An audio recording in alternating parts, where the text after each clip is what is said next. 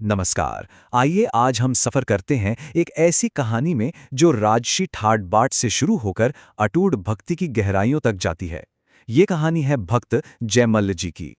तो ये कहानी सिर्फ एक राजा की नहीं है, बल्कि ये आस्था की, बदलाव की और एक ऐसे चमत्कार की गाथा है जिसने एक राजा की पूरी जिंदगी को हमेशा के लिए बदल कर रख दिया। कहानी के केंद्र में दो लोग हैं जिनकी दुनिया एक दूसरे से बिल्कुल अलग है। एक तरफ हैं राजा जयमल जी जो राजपाट और ऐशो आराम में डूबे हैं, और दूसरी तरफ हैं संत श्री कृष्णदास जी जिनका जीवन भक्ति और सादगी से भरा है। तो चलिए कहानी की शुरुआत में चलते हैं और देखते हैं कि जयमल जी का जीवन एक राजा के तौर पर कैसा था। हाँ, तो राजा जयमल जी का ताल्लुक तो मशहूर भक्त मीराबाई से था, लेकिन उनकी दुनिया अपनी बहन से बिल्कुल अलग थी। वो पूरी तरह से सांसारिक जिम्मेदारियों में डूबे हुए थे। राजकाज और शासन, बस यही उनकी दुनिया थी। लेकिन फिर कहानी में एक ऐसा मोड़ आता है जहां सब कुछ बदल जाता है। कभी सोचा है कि दूध के लिए एक मामूली सा अनुरोध किसी की पूरी जिंदगी कैसे बदल सकता है? और बस यहीं से शुरू होता है वो पल, वो एक लम्हा जो राजा जयमल जी की जिंदगी को हमेशा हमेशा के लिए बदल देने वाला था। एक ऐसा चमत्कार जिसने उनके शाही गुरूर को तोड़कर भक्ति का बीज बो दिया। तो देखे हुआ क्या, एक मजदूर आता है, उसके पास एक बहुत बड़ी सी मशक है, मतलब चमड़े का थैला, और वो दूध से लबालब भरी है। संत अपना छोटा सा कमंडल आगे करते हैं, और फिर जो होता है वो किसी जादू से कम नहीं। उस पूरी की पूरी मशक का दूध उस नन्हे से कमंडल में समा जाता है। एक बूंद भी जमीन पर नहीं गिरती। ये कोई मामूली घटना नहीं थी। ये तो एक साक्षात चमत्कार था जो राजा अपनी आंखों के सामने देख रहे थे। और जैसे ही राजा ने ये अपनी आंखों से देखा, उनका सारा शाही अभिमान, सारा घमंड, सब कुछ पिघल गया। वो फौरन संत के पैरों में गिर पड़े और उसी पल उनके शिष्य बन गए। बस यही था वो मोड़। अब शिष्य तो बन गए, लेकिन जयमल जी ने भक्ति का जो रास्ता चुना वो कोई आम रास्ता नहीं था। वो बाहरी दिखावे से कहीं ज्यादा गहरा था। तो सवाल उठता है कि ये मानसिक सेवा आखिर है क्या?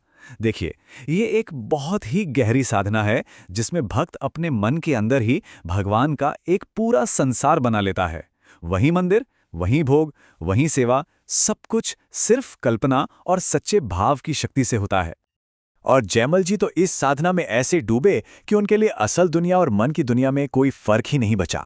उनका मन ही उनका मंदिर था और उनकी भावनाएं ही पूजा की सामग्री। इसका एक बहुत ही कमाल का किस्सा है। एक बार की बात है, बाहर चिलचिलाती गर्मी पड़ रही थी और जयमल जी अपने मन में अपने आराध्य शालिग्राम जी को पंखा झल रहे थे। और कमाल देखिए, उन्हें सच में ठंडी हवा महसूस होने लगी। सोचिए, उनकी एकाग्रता का स्तर क्या रहा होगा। बाहर इतनी जबरदस्त गर्मी है और उनका शरीर मन में चल रही सेवा की ठंडक से कांप रहा है। ये दिखाता है कि उनकी भक्ति कितनी जीती जागती थी।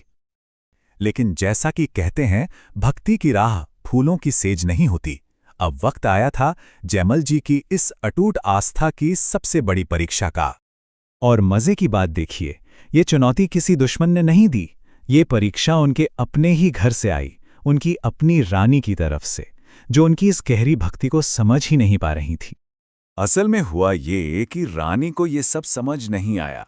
उनके लिए वो पवित्र शालिग्राम, जिसे भगवान विष्णु का ही रूप माना जाता है, वो बस एक काला सा पत्थर था। तो उन्होंने गुस्से में उसे उठाया और फेंक दिया, और उसकी जगह एक सुंदर सा क्रिस्टल रख दिया, ये सोचकर कि ये ज्यादा अच्छा लगेगा। और बस शालिग्राम खो गई।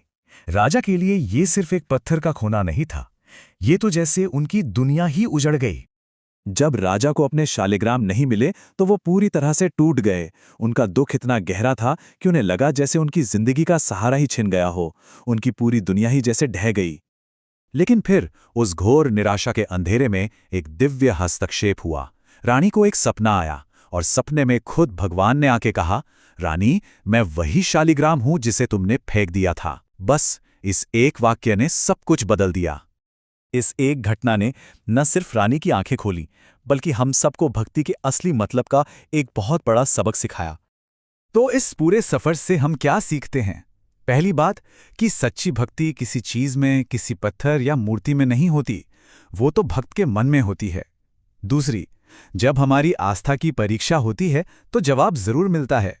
और सबसे बड़ी बात, सेवा कोई काम नहीं, वो तो मन की एक अवस्था है। और इस तरह राजा जयमल जी की ये यात्रा, एक राजा से एक सच्चे भक्त बनने की ये कहानी, अटूट विश्वास की एक जबरदस्त मिसाल बन गई। और अब आखिर में एक सवाल हम सब के लिए। आज की इस भागदौड़ भरी दुनिया में जहां हर चीज का दिखावा होता है, वहां सच्ची सेवा का मतलब क्या है? क्या हम भी अपनी रोजमर्रा की जिंदगी में, अपने कामों में उस आंतरिक सेवा के भाव को ढूंढ सकते हैं? इस पर सोचिएगा जरूर।